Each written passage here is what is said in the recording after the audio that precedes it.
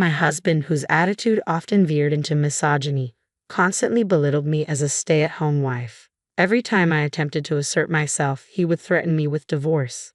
"Challenge me, and we'll get a divorce," he'd warn. Then, one day, I uncovered a secret of his. From that moment on, my respect for him vanished, and I knew it was time for a change. I was done being the submissive wife he could scorn. Armed with the divorce papers he prepared, I set my plan into motion. My name is Megan. After losing my father in high school, it was just my mother and me. Thanks to the inheritance he left, I was able to attend an IT vocational school and find a place in the workforce. I was finally starting to give back to my mother.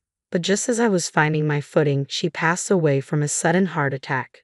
Feeling completely alone, my savior appeared, my current husband, Scott. After I started at my new job, Scott took it upon himself to mentor me, guiding me through the complexities of the corporate world.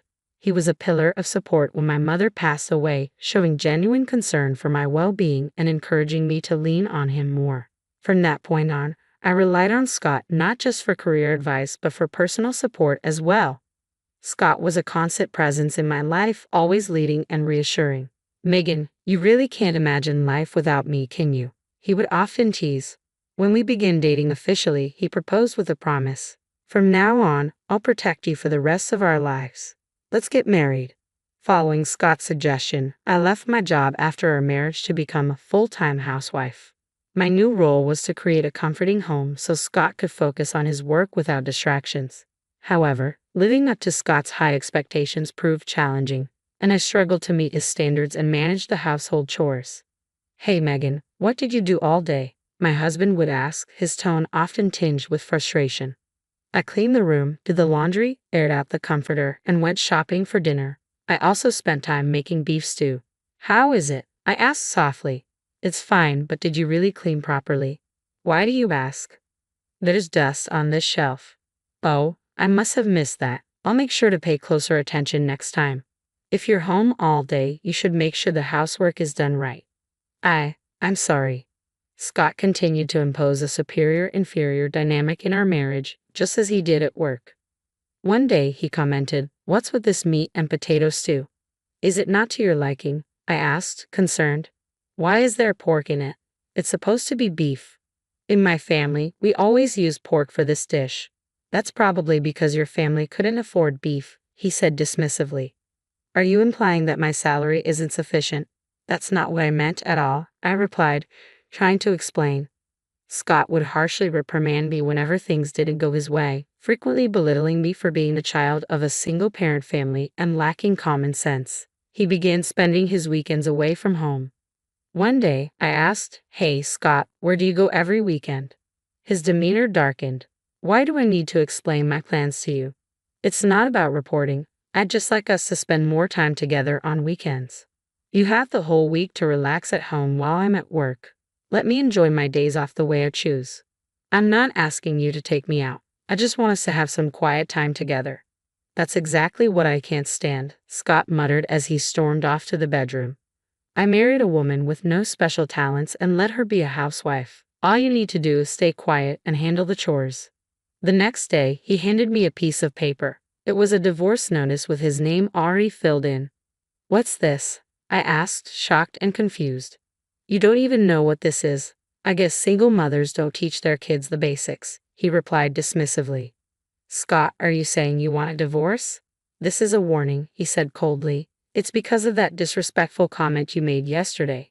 If you ever speak to me like that again, I'll divorce you immediately." "But why?" I asked, bewildered. When Scott made that comment, I was left speechless.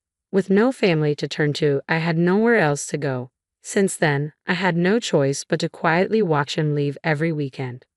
One day, while cleaning the house as usual, I noticed his computer was still on. As I moved to turn it off, I glimpsed the screen and saw a hotel resort homepage. Could this be a couple's trip? I thought, a flicker of hope brightening my mood. Maybe, despite his harshness, Scott still cared about me. From that day on, I put extra effort into my housework, eagerly waiting for Scott to mention the trip. However, despite my anticipation, he never brought it up. Curiosity got the better of me, and I began checking the computer more frequently. The browsing history revealed that Scott was still searching for hotels. I started to wonder if he was actually planning the getaway for us. One day, while checking the computer again, I saw a reservation confirmation for a hotel on a booking site. The reservation was for the upcoming weekend. It seemed he had finally picked a hotel for us. Eagerly anticipating an invitation, I waited for Scott to mention the trip. By Friday, my patience wore thin, and I asked, "Scott, don't you have something to tell me?" He looked at me, a bit taken aback. "What are you talking about?" I hesitated to press him further about the trip. His mood soured, and he went to bed early. The next morning, I found him already dressed and ready. "Good morning, Scott. Why are you dressed up so early?" "Oh, it's nothing. I'll be leaving once I'm ready. I won't be home today," Scott said curtly before quickly preparing himself and heading out the door. What was going on? Had he changed the reservation?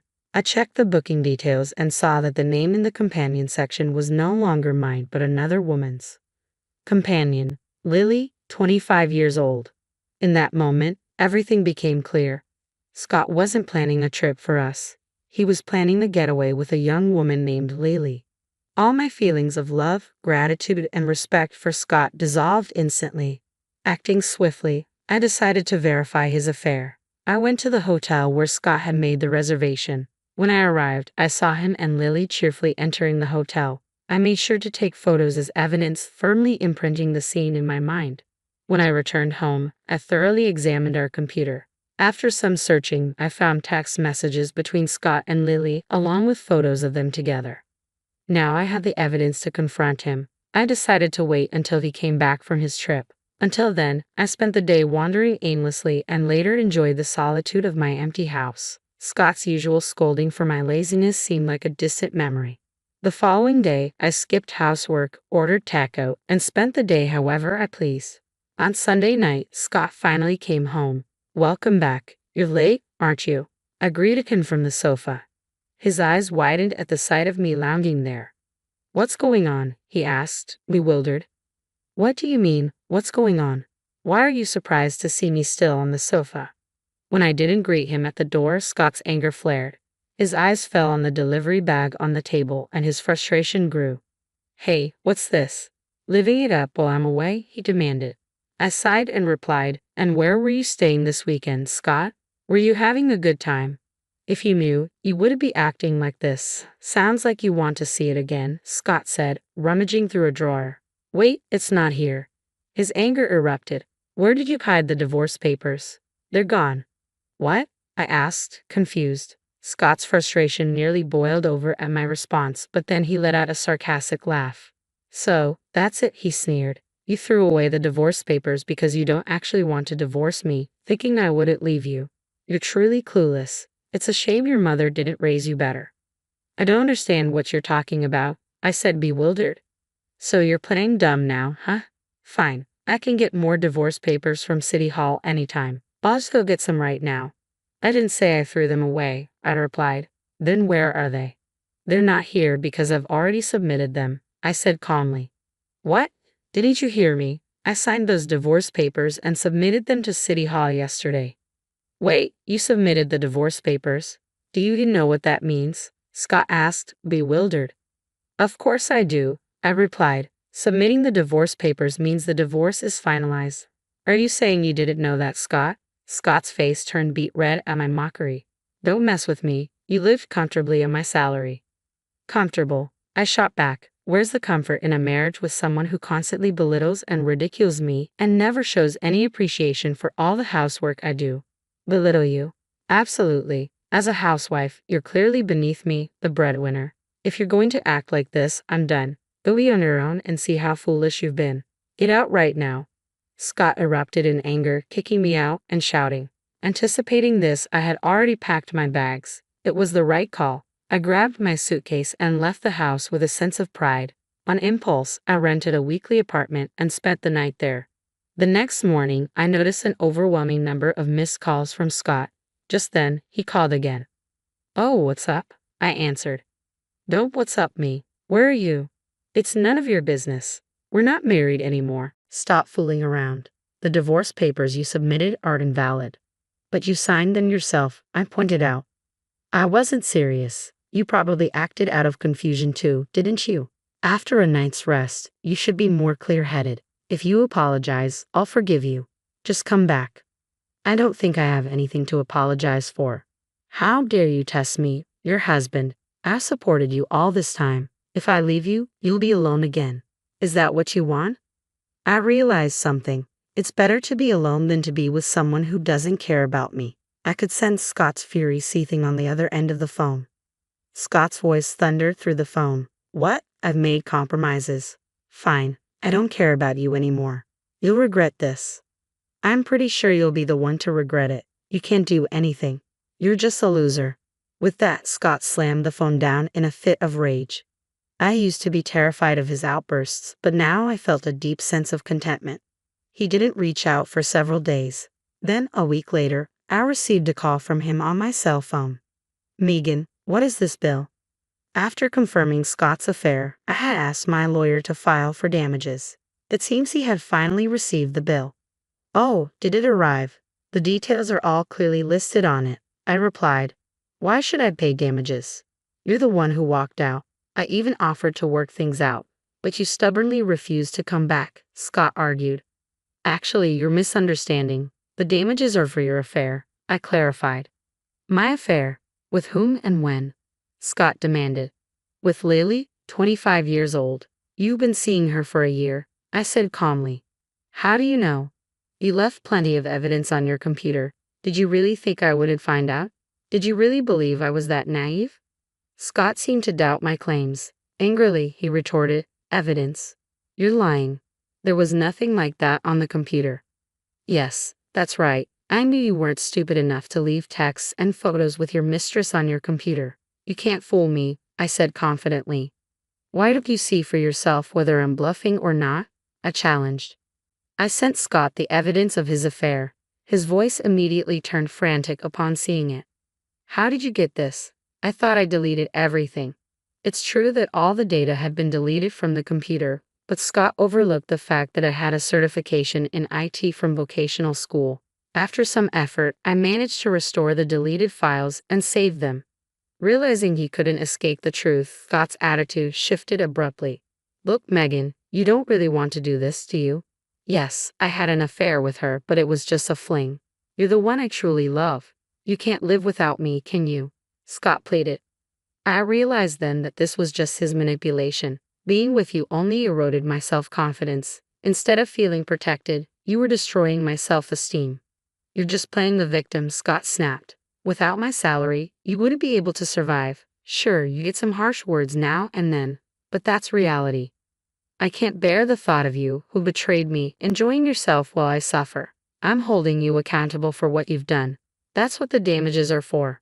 Scott finally recognized my resolve and reverted to his usual verbal abuse. Fine, I'll pay. I didn't realize you were such a spiteful person. I felt sorry for you being alone, so I got involved with you, but it was a huge mistake, Scott said, his voice dripping with disdain.